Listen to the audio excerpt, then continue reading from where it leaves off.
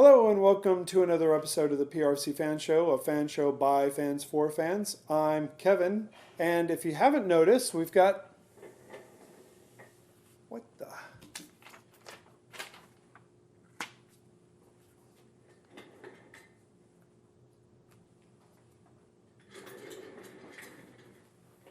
Much better. You were saying? Comfy? Oh, yeah. I'm Kevin. And I'm not. I was.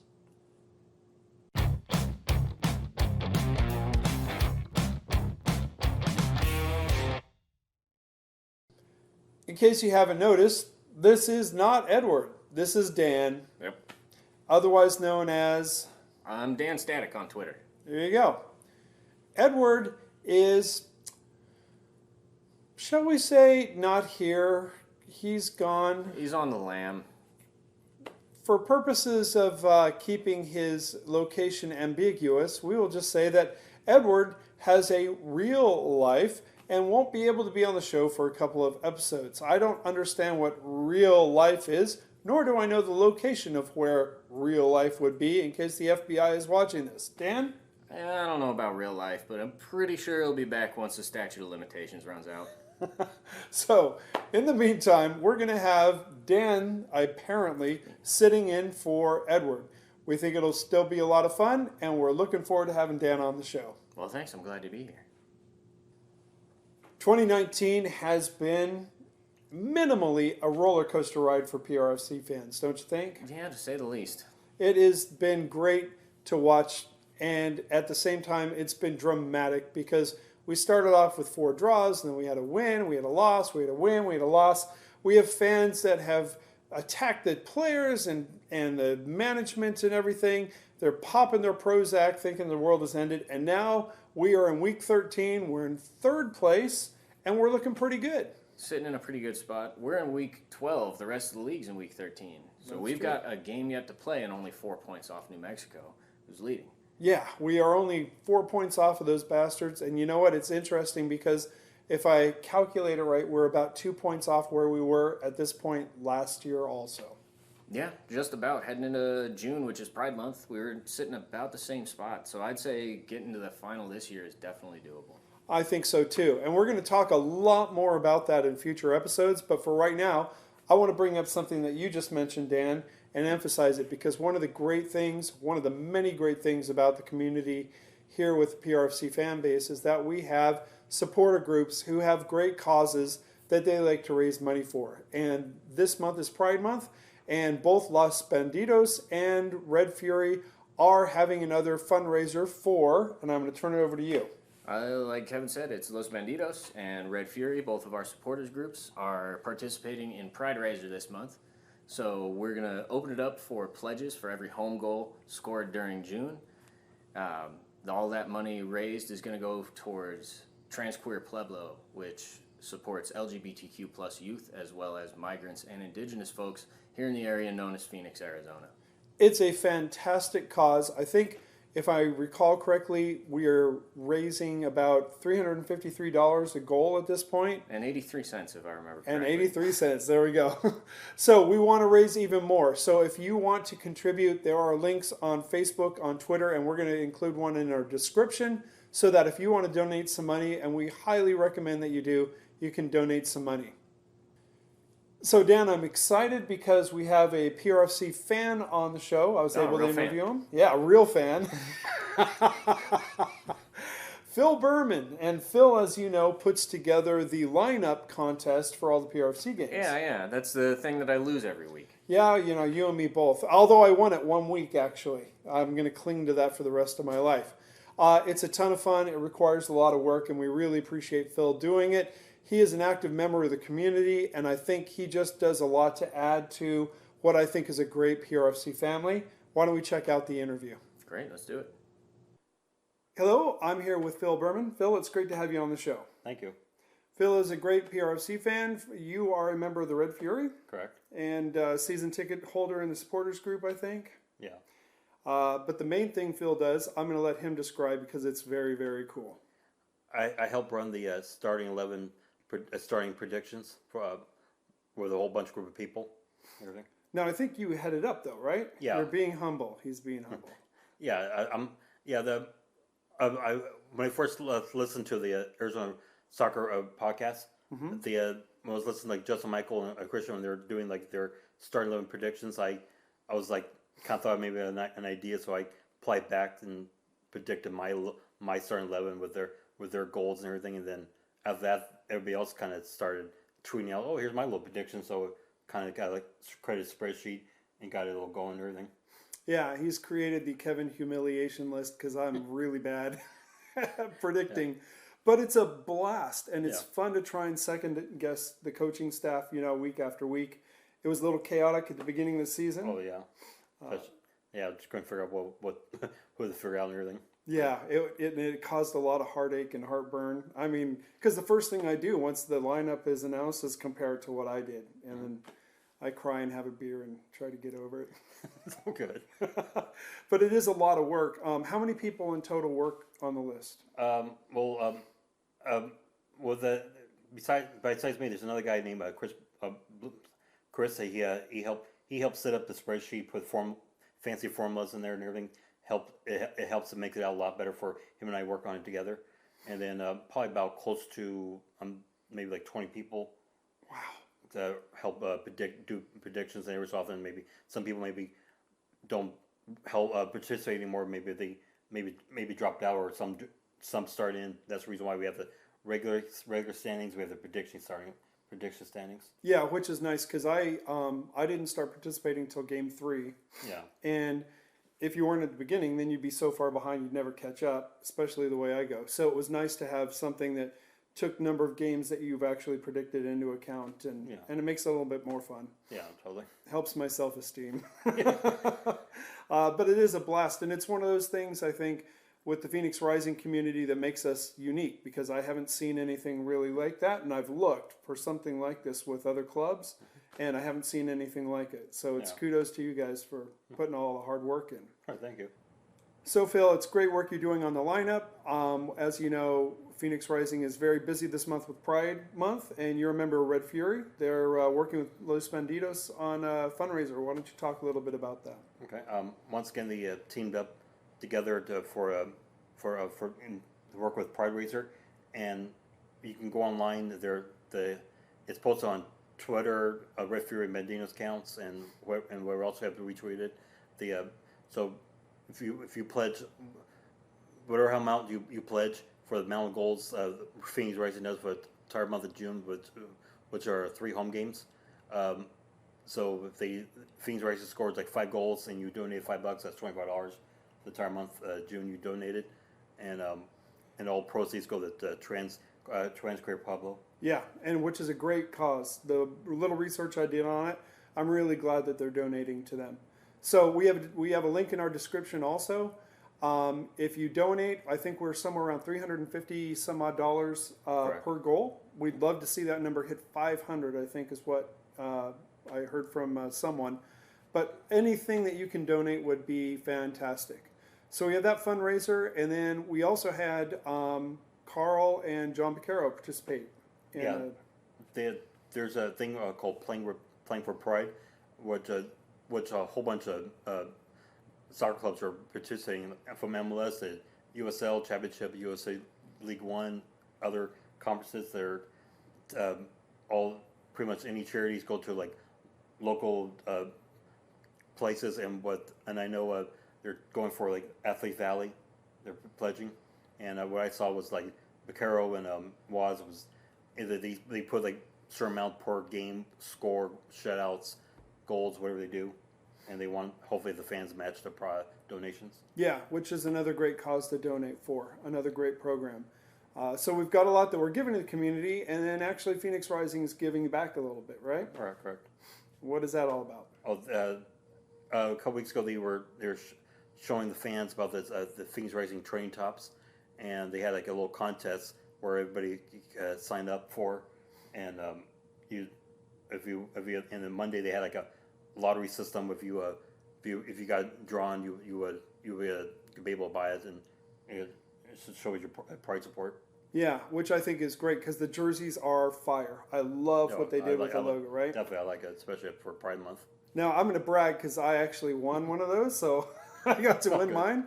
But you had your bases covered too, yeah? Yeah, I have a friend on Twitter that said if he wanted, he'll donate to me. So I was able to get off of him. Yeah, so I think that's great because I don't think there's anybody who deserves it more than you.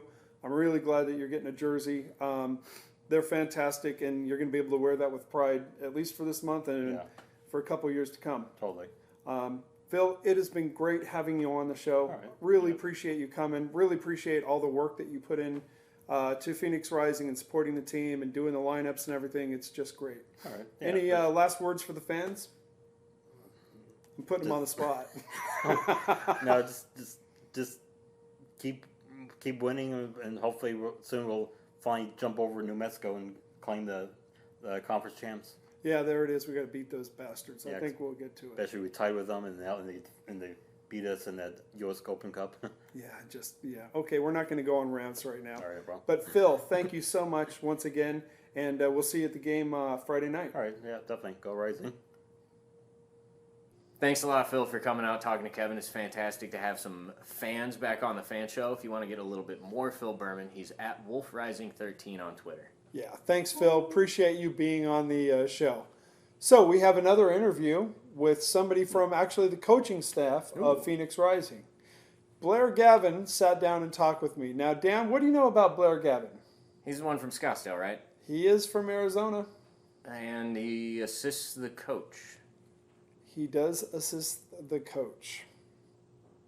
What else does an assistant coach do? I'm not really, honestly, not sure. And that's why we're having the interview. Why don't we check it out? All right. Hello, I am here with Blair Gavin, assistant coach for Phoenix Rising, and it is so great to have you on the show. Thanks for having me. Oh, I'm loving this. And the reason why, I was telling you this before, you are a man of mystery for this team. I mean, you really are. Even some of the most hardcore fans we have aren't really sure about your story, you know, and I did, of course, a lot of research up front. Sweet. Well, that just means I did a bunch of Googling. And actually, I talked to a couple people who will remain nameless at this point. Right on. But the whole point is that you've got a great history. What you're doing with the team is great, and we got a lot to talk about. Sweet. You ready? Yeah. All excited. right. So first thing, of course, is hometown boy from Scottsdale, Arizona. Yep. Do you live in Scottsdale currently? Yes, I do. All right, so you're close to the stadium? Yeah, close to the stadium, right over there on Indian Bend and Scottsdale Road. Oh, perfect. So I'm right in the area. Do you ever play sand volleyball there? No, I don't. Okay, I play a ton of, and it's Indian school actually. And but either way, so you're right by the stadium. The new offices are convenient for you now. Yeah, then. absolutely. That's all good. We don't have a lot of homegrown, as you know, so it's great to have that.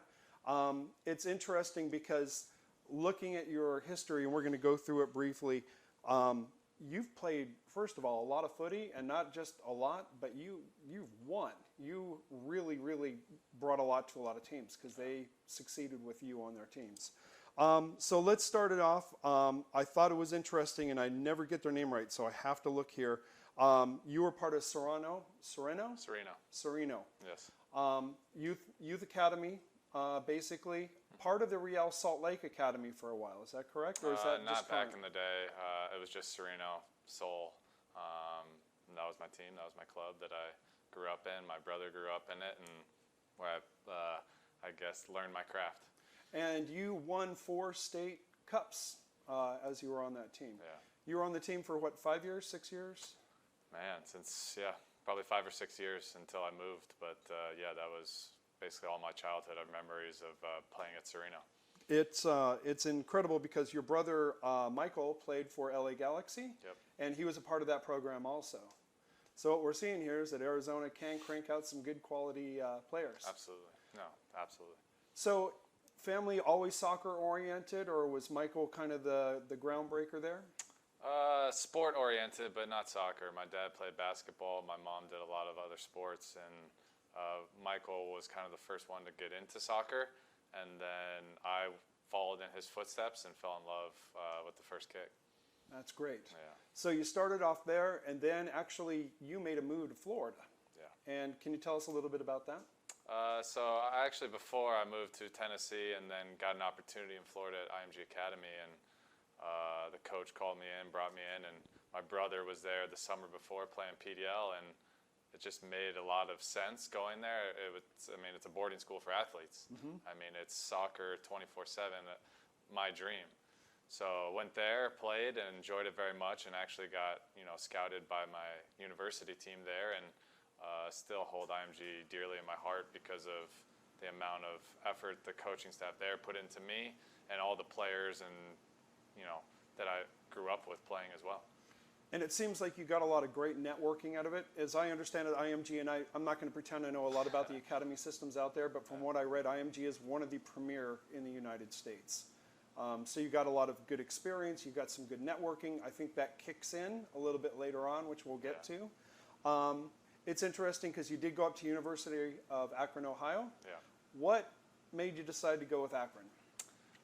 There's two things. First, Caleb, the coach, had a vision, had a dream of what the program could be, and I was amazed by it and wanted to be in it. And then also my best friend, Ncaa, was going as well, and I knew if he was going, we were going to be good.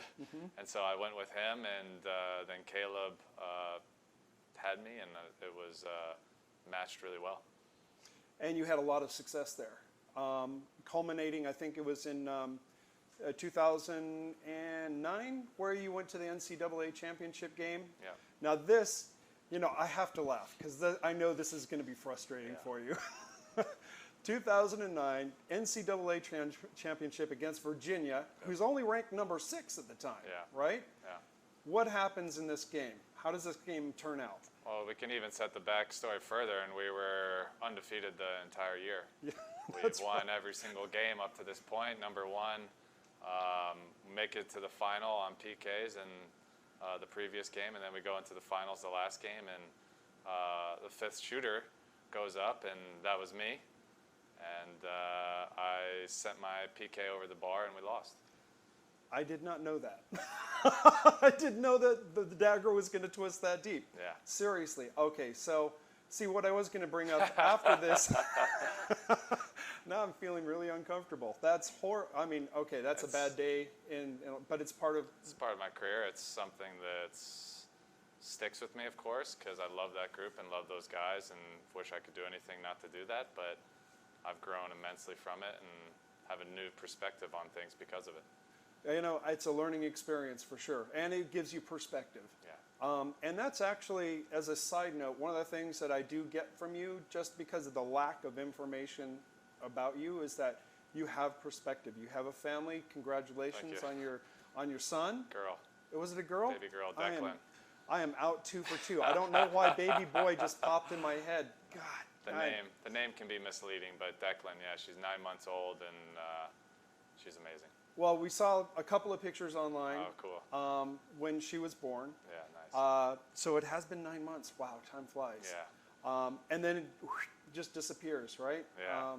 And by the smile, I can tell that's what you like. Yeah, no, it's funny because Rambo, or Peter, he came into training, and my wife, and I got the phone call, and it was like Rambo's first day, and I have all the notes for training, and I get a phone call, and they run out, and they say, your wife's having a baby. Oh. And Rambo's first day, and I'm like, all these things got to be set up on the field, and I have a sheet of notes of, players, where they're supposed to be on the field, how the training session's supposed to, progress throughout, and I said, here you go, Rambo. Good luck. I got to take this one. So that was a nice little side story for just how engrossed I am in this community and family and whatnot. No, and that's fantastic. I mean, the timing couldn't be worse, of course, Yeah. right? But at the same time, I mean, as you well know, that experience trumps all other experiences. True. So it's a lot of fun. Now, do your wife and Declan come out to the games? Yeah, they do. All right, yeah, cool. so they'll come out. Declan's still young, and it's her bedtime, so I get a little mixed emotions because I want her sleeping, but I also like knowing that she's in the crowd, and obviously having my wife here is a great feeling for me.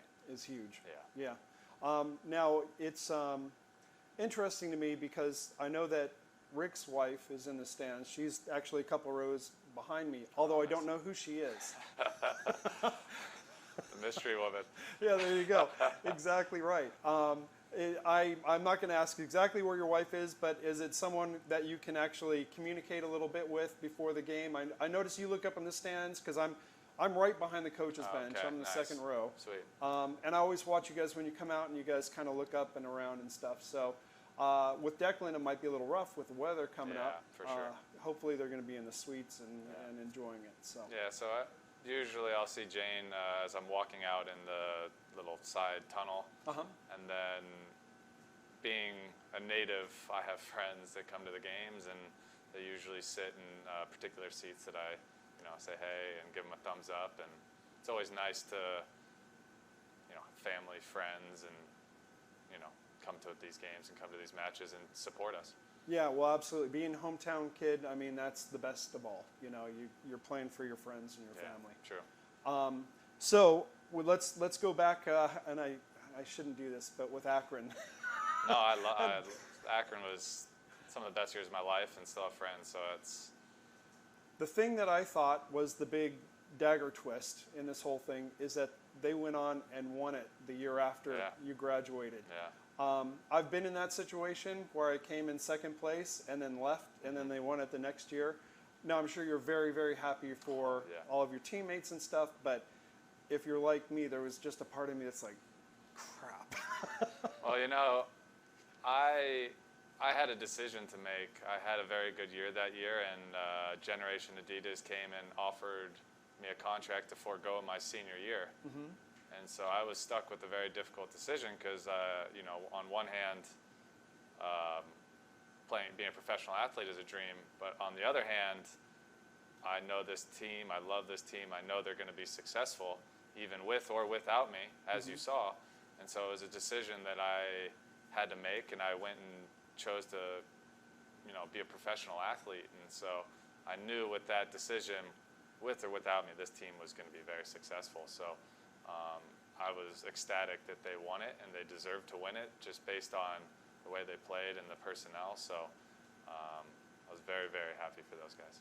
Yeah, and looking back at it now, you can get some snippets on YouTube. Looks like it was a great team. Looks like it was really quality ball back then. Yeah. Now it's interesting because you're a member of the Super Draft, and you get picked up by Chivas, your 10th all-around pick, I believe is 10th. Yeah. Chivas is what introduced MLS to me, so they have a special place in my heart, and it killed me when they folded a couple years ago. Yeah. How fun was it to play with Chivas? Yeah, I mean, being in that area, being in that environment with the built-in rivalry and the fans that they had, they were passionate, and the players we had a lot of talented guys. It was a dream come true, and a kid coming out, not really knowing exactly what professional soccer is, they took me under their wing, took a chance on me, and it was the best thing. The culture, I'm going to drop my pen. The culture around Chivas was just so electric, a lot like what we have here. You had the relationship with Guadalajara. Yep. It was just a great personality of a team. Do you keep in contact with many of your teammates from back then? Yeah, I mean, everyone kind of scattered, right? And so it's changed and got different. And, by the way, LAFC coming in has been an incredible, kind of phoenix for Chivas. Sure. Which I'm excited to see. And I'm, kind of have a fan of the club because of that as well, because they kind of took it. But yeah, I mean, all those guys who were a part of that process, I still try and keep touch with, and spoke to a guy the other day, and it was a really good organization, and it kind of turned in a direction, but that direction led it to LAFC, and they're doing amazing things now, and Sure. It's great to see the sport continue to grow, and I only have good stuff from them. Love them or hate them, football in Los Angeles area is fun. Yeah. That's the bottom line. Although we're not going to get into their striker. I will not say his name because I will not support him. I'm a Germany fan, so. Fair enough. One last thing. I think something you need to take action on, actually, is if I went up and I was looking at different Wikipedia pages based on your history and such, and with Akron, you're listed as one of the key players for the team overall. But it shows your name, it shows the years that you played, and then afterwards it says retired. And I think you need to have that change. All right. You should be like, PRFC coach, because everybody else is listed with their clubs. Yeah. I think a lot of them are still playing. Okay. But you know what? They need to give you the recognition there. Just to, Duly noted. yeah, you're like, whatever, Kevin. Now, you are part of the All Mid-Atlantic Conference team, Yep. which is, I think you guys actually play, but it's more of an honorary thing than it is. Is it a playing thing? Do you guys actually end up playing games? No. Okay, so it's an honorary thing. It's a combination of both skill on the pitch and skill in the classroom, education, which is really important. Me being a dad, and I have 3 kids who are all in college-ish Oh, nice. ages, it's very important to see that kind of, responsibility that you've taken. You left for your professional career. Did you finish your college career? In the process. Okay, perfect. Yeah, in the process. And what are you studying? I'm studying business management. Awesome. Yeah. So plans to continue with business management in the world of USL, MLS, soccer in general? No. I was doing a degree that I didn't necessarily know what I wanted to do. I've always been fascinated with business, but I've moved so far along in the trajectory of the degree that I just wanted to finish up that degree. But for me, coaching is what I want to do, and there is business aspects of it, of course, to an entire club, so it's good to have that background, but being on the field and coaching games, that's what I love and have passion for. Cool. And good for you. Get it finished, you Yeah. just have it. It's a piece of paper, but it's an important piece of paper. True. True. I know, I'm going to dad mode, sorry. Yeah, you got to talk to my parents and my wife, so. No, Yeah, it's- it's important for sure. You played with the Revolution Yep. briefly. You were with the Sounders briefly. Yeah. What I thought was fun is that you played with Atlanta Silverbacks. Yeah. There's a good chance I saw you playing on the pitch. Oh, cool. I lived in Atlanta for a long time, and I'd go back and I caught a couple of Silverback Sweet. games. Those are fun games. Great team, great personality. Of course, now they're doing great things with Yeah. Atlanta United. I'm very happy to see things going there. You went from Silverbacks to, I think, Portland. Yep. Did you enjoy playing with T2? You played there for a while. Yeah, it was. I really liked Portland, the city itself. They embrace soccer. They embrace the culture. I love the city. Fell in love with the city with me and my wife. We loved it there. My brother lived there, went to school there, University of Portland. So there was a lot of culminating facts. Caleb was the head coach of the first team. Jay Vidovich was my coach of the second team, who I had a lot of respect for as well. And there was the Akron guys there. There was just so many good factors there that I really enjoyed my time there. And it was the first year of T2, and I was one of the senior players. I think it was 27 at the time. So there's a lot of responsibility and kind of helping the program along, which was really cool for me to see and added to the experience locker for me. Well, and a lot of personality up there in Portland, too. Yeah. So you've really played. You've played in Ohio, you've played in Florida, you've played in Portland, you've played here. Yep. Do you like playing in a dry heat that's astronomical or lesser heat and a ton of humidity? Dry heat. Yeah? Yeah. Okay. Yeah, I can manage that. When you're in humidity and just sweating nonstop, it's and then you go take a shower and you keep sweating again. It's it's tough. It sucks the energy out Yeah, of you. for sure. It's very difficult. So not a surprising answer, but you never know. You never know these days. That's a question actually I always wanted to ask Drogba. Oh, okay. Because he's used to playing in England and everything. I did ask Ramage, and of course, Rambo, What was his? his was he preferred England by a Fair long enough. shot. Fair enough. Yeah. But he did say that it was manageable here. Yeah. And I remember him being on the pitch and his face just being like as red as these signs. And I'm like, I'm questioning that. Yeah, we've gotten some extra sunscreens for him, so it's okay. There you go. So you moved on to Phoenix Rising, the 2016 Yep. year. Yeah. A lot of personality on that team at that time. What brought you to Phoenix? Obviously, the allure of playing for a hometown team was exciting, and it felt like a kind of full circle,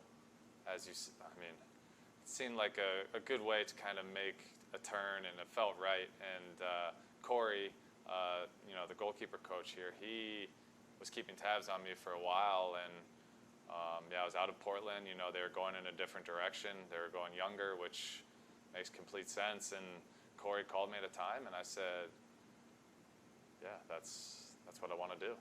Great. I want to come home. I want to build something here. I want to help. I want to do anything I can. I want to get involved in the community, and it matched up perfectly with myself, my wife, and haven't looked back since. Super. Playing in hometown, it just can't be beat. Yeah. So you're with the team, and then from a fan perspective, very abruptly, you move from player to coach. Yeah. I mean, it took almost everybody off guard, I think. It's like, what? A random player moving into coaching. How long had you been thinking? Because you were, 29 at the Yeah. time? So you're getting up there in the age. Yeah. How long had you been thinking about moving into a coaching position? Well, it just seems like it makes sense, right? You play, and your first thought goes to coaching. Or for me, at least, it did. And I went and I took a coaching course because if you played a certain amount of years, you could go and do a coaching course. And I didn't know what to expect, but I went and did it, and I really enjoyed it. And I started working with some youth teams. In Portland, I worked with a team, and out here with Rush, a little local team, and I just really enjoyed kind of the team sports and the impact you can make, not just as one singular player, but as someone looking over an entire team. So after those kind of coaching the youth and then getting my coaching course and being with, like-minded people, it really resonated with me. Now, you were under Patrice Calderon at the time.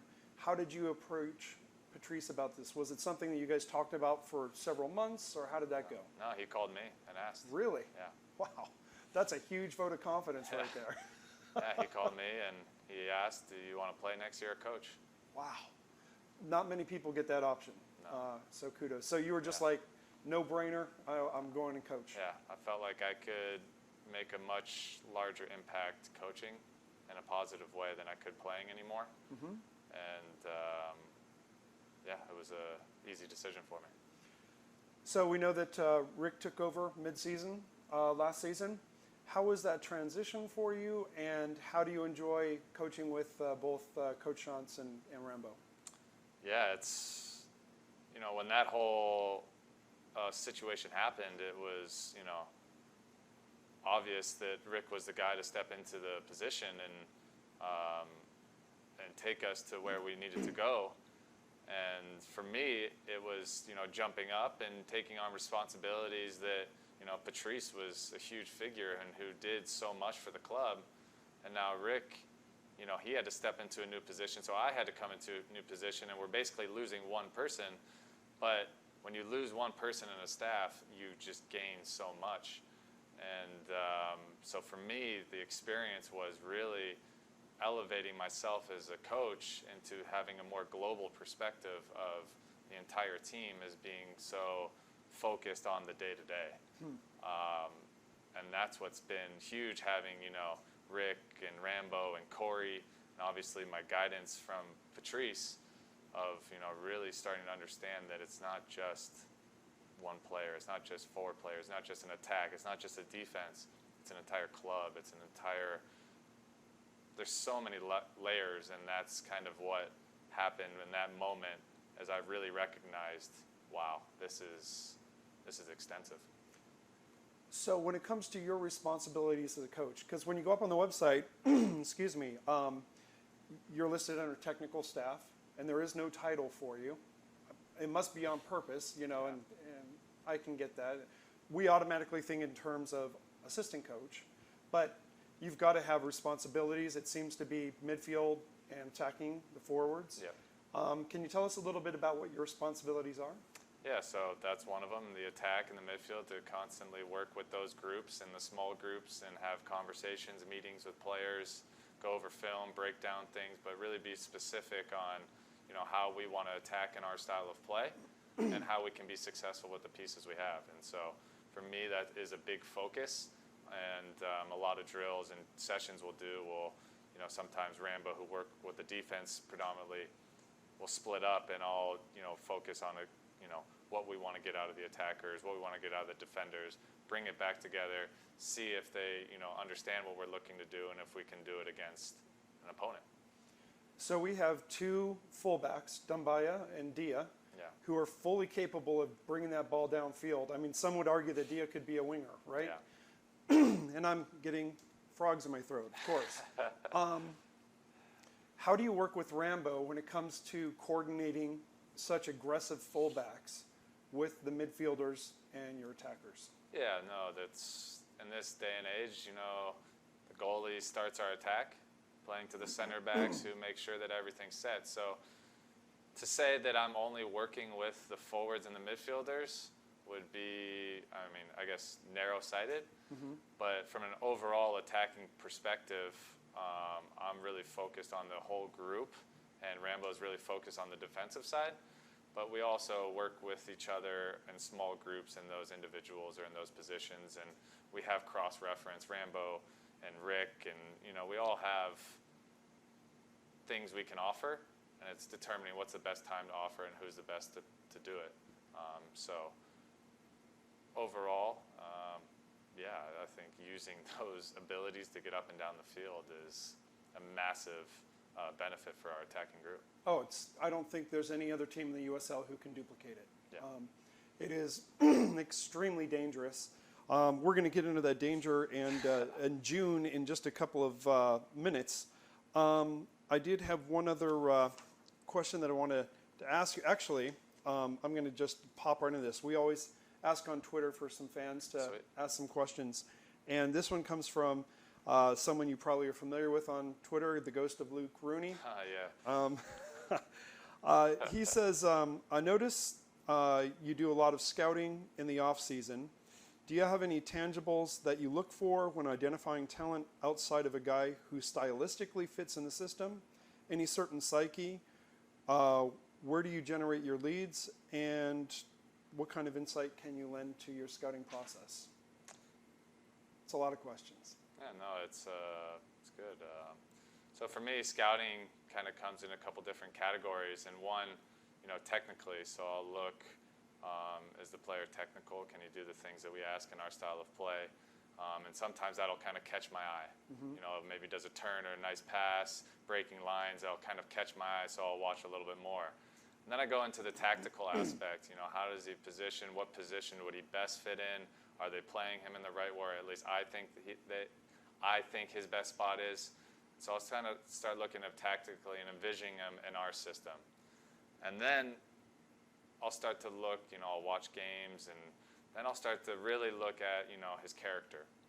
How is it if someone passes him a ball and they miss the pass? What does he do? Does he throw his hands up? Does he pout? Or does he go and try and win the ball back right away? Because for us, a big component is that reaction from attack to defense or defense to attack.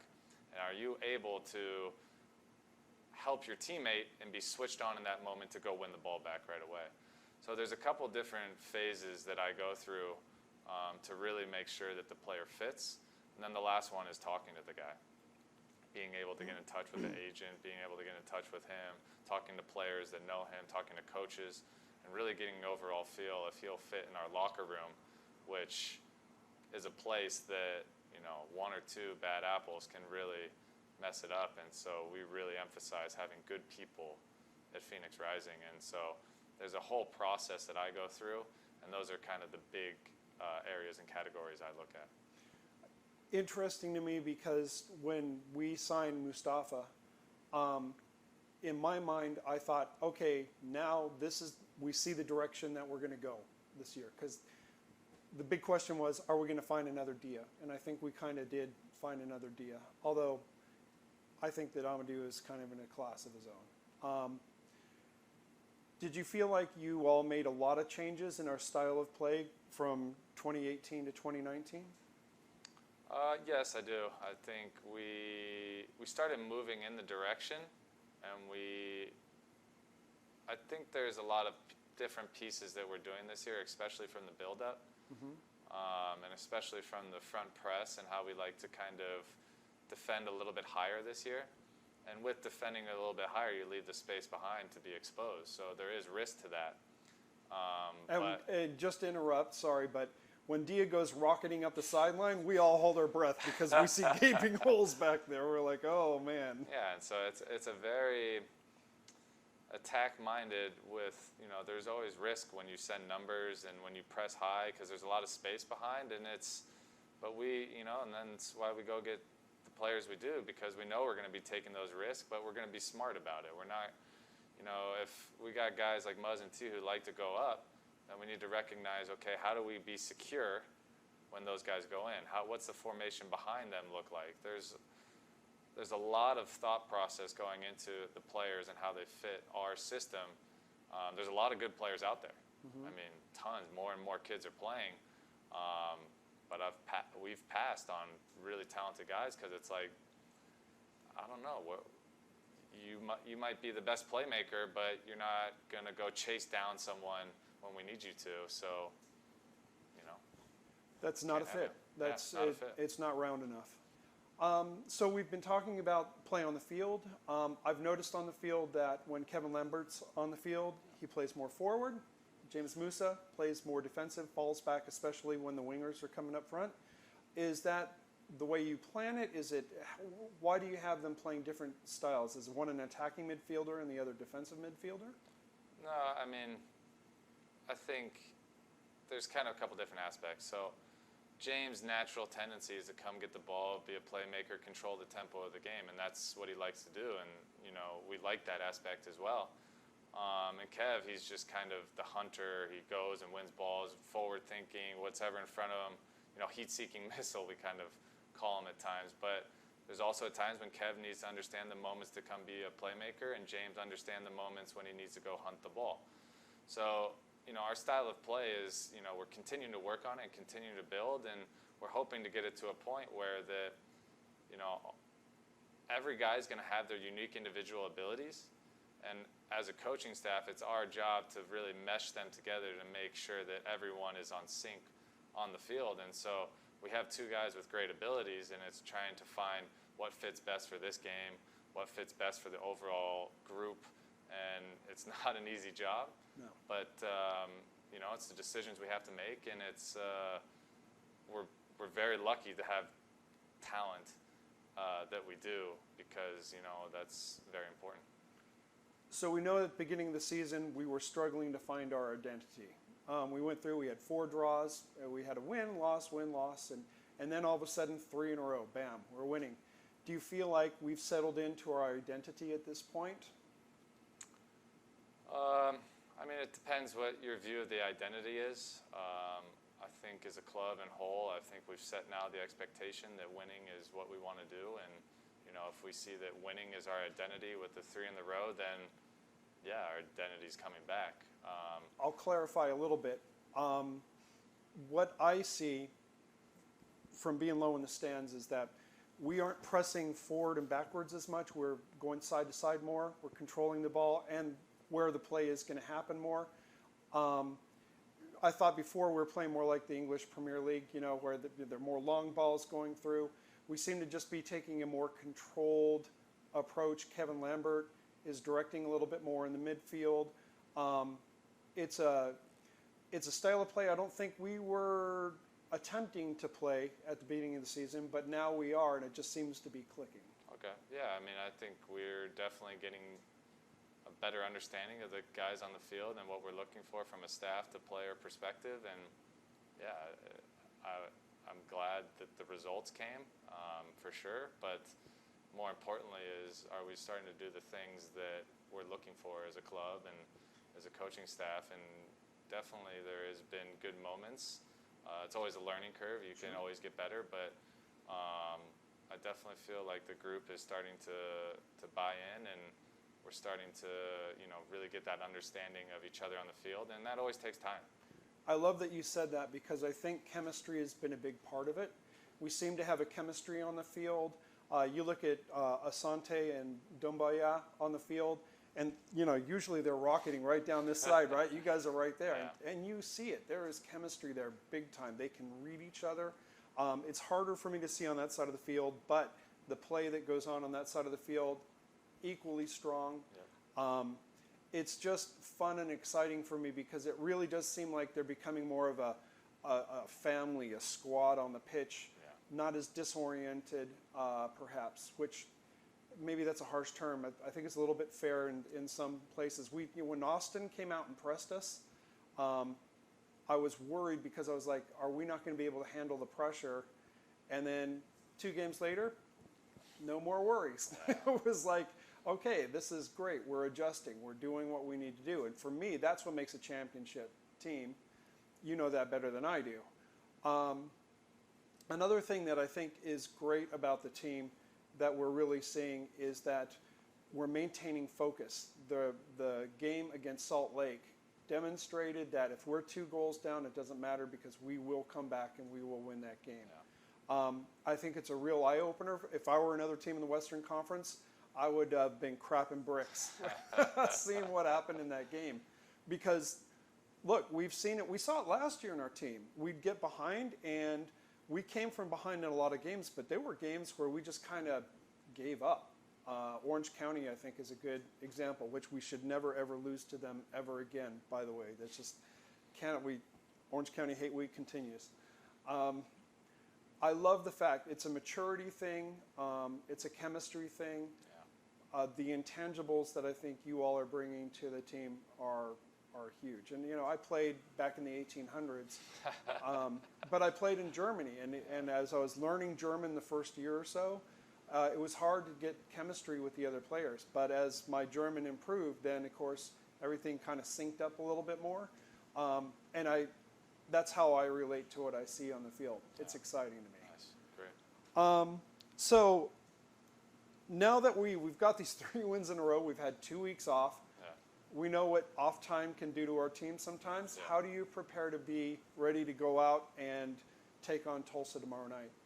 Yeah, no, it's back to business, and it's carrying the momentum, especially against a good team who comes in here. So it's going to be challenging, and we've gotten the team ready. They understand what's asked of them, and now it's game time. So this is the best time of the week for players, and as coaches, we did our best this week to make sure they understand where the issues could be, where the threats and where the opportunities could be, and we'll see as the game unfolds what it'll be, but knowing we're at home and knowing we have the support of the fans, it's always a great thing for us to really push the energy that we need to take on teams that are good sides. Yeah, and there will be energy tomorrow night. I think every fan in this stadium is ready for this game. It's great. Yeah, we're excited. It feels like forever since we've had a game. It's terrible. True.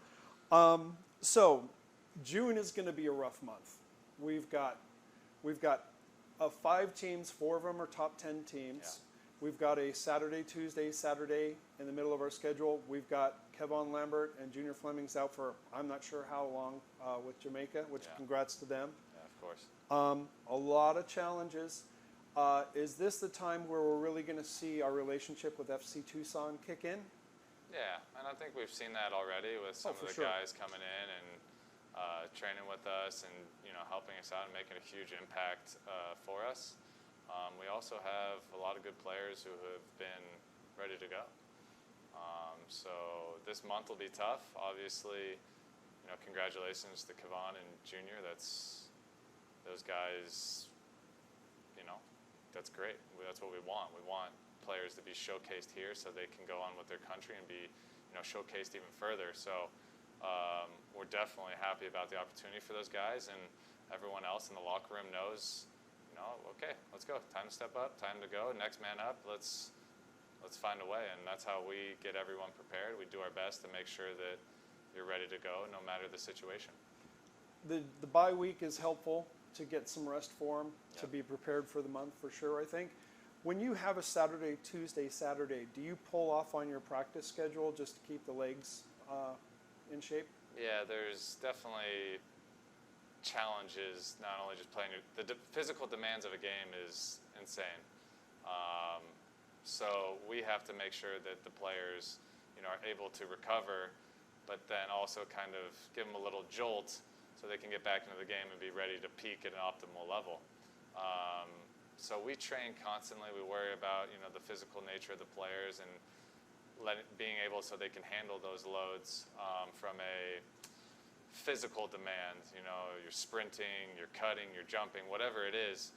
These guys got to be prepared for it, and so we plan for that. We alter training sessions based on numbers that we get of the data that we pull on players, and so there's a lot of planning that goes into it, and we have a really good sports and medical staff team that really boosts the recovery for the players, and it's an all-out effort to get them ready for the game. But hey, you have those cryo chambers too. Yeah, there you go. Let's get going. It's game time. We'll do everything we can to get you recovered. Let's get out there and if you can't make it 90 minutes, the guy right there will help you out. There you go. Well, it's going to be interesting to see what the lineups are. I'm scared to death because we have our fan lineup thing, and I'm going to get slaughtered. So if you have any input there, I got it. One or two other questions. I do have another question, and this comes from Brandon-esque. It's FC Tucson related. How often do you or anyone from the club make it down to Tucson to watch players, or do you rely on the FC Tucson staff to make recommendations? We rely heavily from a day-to-day from Tucson on how trainings have gone, who the players, what's going on, general questions that we ask ourselves as a staff. We'll ask Darren and John and the staff down there. So for the day-to-day, definitely them, and then the opportunities we can go watch a game, we try and get down there to watch the game. The nice thing is having it on ESPN Plus, so we can watch all the games and feel connected. Would it be better if we could be down there every day? Absolutely. But just not practical. Yeah, just logistically with the amount that we do up here and the players we have. But what's been great is the seamless transition from the players down in Tucson coming into Phoenix and really understanding the system quickly is a testament what Darren's doing. And it's been nice to have that for sure. Well, it helps with depth, and you probably know fans have concerns about the depth of the roster, right? Every team struggles with that. I think my favorite has been watching Ledbetter come up and play. That kid has heart, and he's got ability. I love him to death. It's always fun to see Devin Vega come up and play. So I'm looking forward to seeing how you guys work this, if there are any new players that we're going to see that we haven't seen. Honestly, I've had no time to watch FC Tucson play, so for me it's a surprise. And like when Ledbetter first came on the field, I'm 54, so he looks like he's 12. And I thought, oh boy, here we go. But he really stood his ground. Really like the kid. Yeah, as do I. It's great to see FC Tucson and the relationship. It makes our club more of a club. I love youth development. It's awesome. One other question for you, and we're almost done here, and I appreciate your patience because this has been great. This has been great. I got dumped on Twitter because I wasn't upset when we lost in the Open Cup. Okay. The Open Cup plagues us. We get it. Not a favorite topic. I was there last year when Patrice first got on the bus, the player bus after the Sporting AZ game. Yep. If anybody questions, we don't take it seriously. There is no question in my mind whatsoever. It was not pleasant. I'm glad. I want us to focus on winning the league, and I'm glad the Open Cup is off our schedule. I don't think that's true for the club. What are your all's feelings about balancing Open Cup with the regular season? And is there anything you want to address with fans when it comes to the Open Cup? Yeah, man, it was tough defeat. I think New Mexico, they played a great game. It was a great game on both sides, and it went to penalties, and penalties are crapshoot sometimes. Sure. But we definitely went to get a result and continue to move on, and we're looking to win every game we play in. That's, sometimes it doesn't happen that way. I wish it did, but No, it doesn't. That's footy. That's any sport. but we're looking to win, and we look to go and get everything we can. Is there benefits from not playing extra games? Of course. But if there's a game and Phoenix Rising's playing, we're looking to win. And I know that as a club, we want to continue to develop, and we'll learn from what happened. And it's a process. It's unfortunate that it only happens once a year. But no, we're looking to win every competition, and we will do it at some point. And I think you're being nice right now because, I mean, for me, if I were in your position and a schmuck like me asked a question, I'd be like, of course we want to win every game, you idiot. It's not really a question of, first of all, the fans who question whether the Open Cup is taken seriously or not, I can't take them seriously. Yeah. You play footy, you want to win every game that you're in, just like you said. For me, and my perspective is, I hate that we lost, but we did. Silver lining is we've got it off of our schedule, and we can focus a little more. We want that cup at the end of the year, and I firmly believe we can win that cup. Yeah. I hope we take it out of Louisville's hands. It would be fun to beat them, and we need to do it at home. So we got to figure that out too. One last thing I want to ask you, and we'll wrap this up. You are a midfielder. Do you put more pressure on our midfielders than other players just because that's the position you are at? If I were a coach, and this is probably why I'd be a bad coach, I would probably rip on the guys in the position where I played. Do you feel that at all, or is it just equal across all of the players? It's equal. I enjoy the challenges of each position because they're so different and unique, but they all have to fit. And that's what's so exciting about this sport, and why I liked being a midfielder, because I was kind of the guy who could do a little bit of everything. Mm-hmm. So I really enjoy the midfield position. I think it fit my personality really well, and my physical ability. But as a coach, man, I just love seeing outside backs play, outside mids, forwards, attacking mids. It's just, the game is amazing. And we have a lot of talented guys here. We got that I get to coach every day. I feel very fortunate to do so. You are fortunate, I think, to be a part of this great club, and they're fortunate to have you.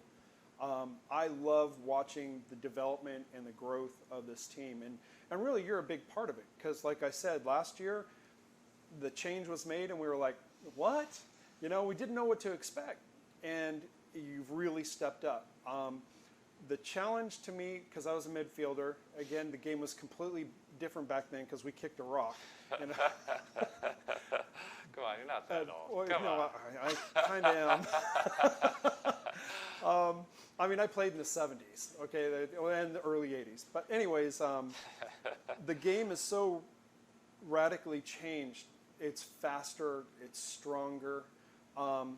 You look at the way players have to interact with each other because of just the speed of the game. It's got to be challenging for you. It's got to be a blast. And the more I see some of the hookups that we're making, especially from Kevon Lambert, or even Asante crossing a ball, and John heading it in, it must be fun for you to just see these players take what you're teaching them and applying it so well on the field.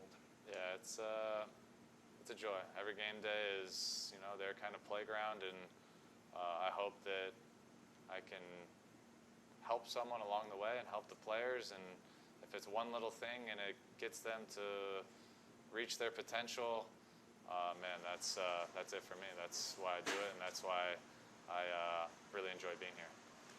Well, good luck with Tulsa tomorrow night. Thank you. I think it's going to be a heck of a game. They're a quality squad. Yeah. I think we win it.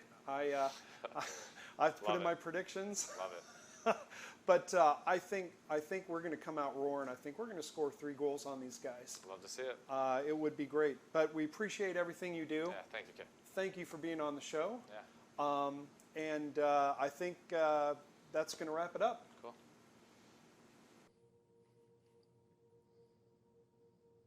That was my intro. Okay. This is the interview, yeah? Blair Gavin. Oh. Interview. Yeah. Well, thanks a lot, Blair Gavin, assistant coach for PRFC, for coming on the show and doing that interview. It was fantastic. I really am going to enjoy it when I get around to watching it. You know, it's hard working with amateurs. I don't understand it. But at the same time, Blair, we really appreciate you taking the time.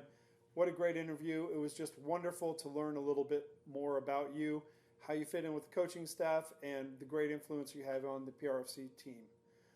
We have so much coming up in future episodes, and you're going to see us coming out more often, more regularly. We have got USL topics that we just couldn't touch in this episode that we're going to hit. I think you're going to have a lot of fun with, and we're going to have a lot of fun with. But for right now, we're going to say this is the PRFC Fan Show. A fan show by Dans for Dans. We'll see you next time. He's not coming back.